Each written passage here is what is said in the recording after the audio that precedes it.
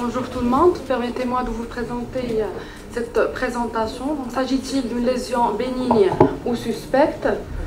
C'était un enfant de 8 ans et qui présentait depuis une année une papule érythémateuse au niveau de la face antérieure du cou. Donc cette papule était légèrement prurigineuse et ce qui a suscité, donc la maman a appliqué plusieurs traitements traditionnels avec notion de traumatisme à répétition. L'évolution a été marquée par l'augmentation de la taille de la papule et à l'examen dermato à notre consultation, nous avons trouvé donc une corne faisant à peu près 2 cm de longueur. Donc, elle était mobile par rapport au plan profond, elle était indépendante de la déglutition, elle était légèrement infiltrée au niveau de la base avec une hyperpigmentation périlésionnelle que nous avons mis sur le compte des traumatismes et de la manipulation. Donc c'était probablement post-inflammatoire. Devant ce tableau clinique, nous avons pensé en premier à un carcinome épidermoïde sur corne, donc à un kératoacanthome dans sa forme centrée par une corne, à une corne toute simple, une verrue cornéiforme, un kyste du tractus thyreoglosse, quoique ça n'ascensionnait pas à la déglutition, ou une fistule, quoiqu'il n'y avait pas d'issue de pus, de sérosité ou de sang. Et donc ces deux diagnostics ont été éliminés cliniquement.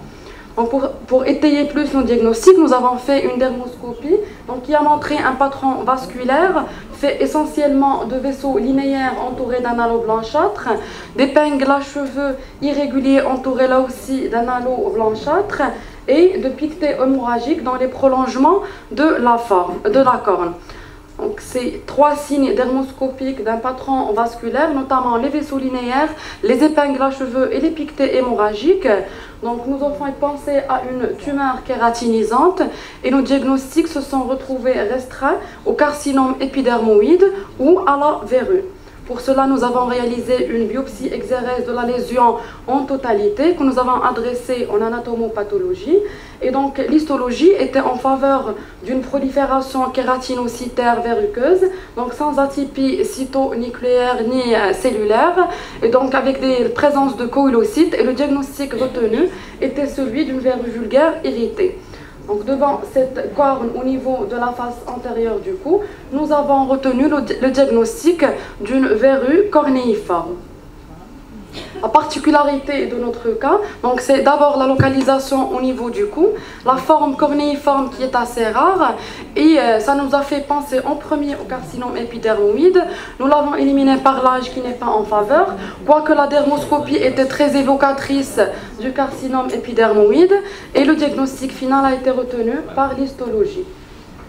Donc les verrues, comme vous connaissez tous, donc les patrons qu'on a l'habitude de voir, c'est les boucles rouges centrales entourées d'un halo blanchâtre dans les verrues vulgaires. C'est le fond qui est plutôt jaune ou brun clair dans les verrues planes. C'est la surface qui est papilliforme avec des hémorragies ou bien des piquetés hémorragiques et les lignes plantaires qui sont interrompues pour les verrues plantaires. Et c'est l'aspect en mosaïque pour les verrues génitales. Pour les verrues cornéiformes, c'est surtout les vaisseaux linéaires et les épingles à cheveux qui sont parfois entourés d'un halo blanchâtre.